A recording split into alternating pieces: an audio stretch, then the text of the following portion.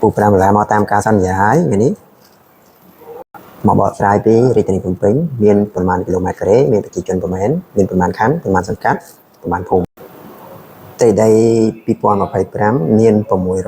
178จุด46กิโลเมตรกระตามสถิติปีปอนมาไปพรำmiềnประมาณ4แสนนังปีเมืองประมวยปอนเนี่ยเชียร์มาชุ่มมันmiền 14ขั้นmiền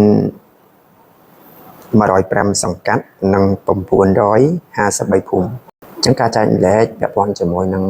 ចំណេះដឹងបន្តិចនេះសង្ឃឹមថានឹង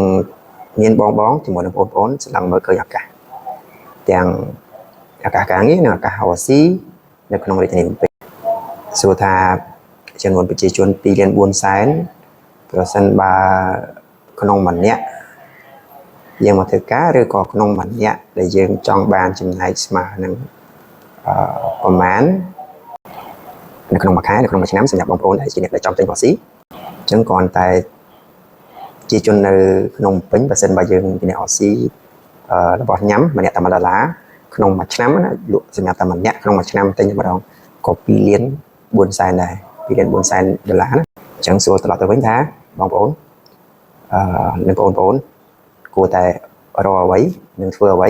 ចេញពីរាជធានីភ្នំពេញដើម្បីបានចំណូល2.4 សែន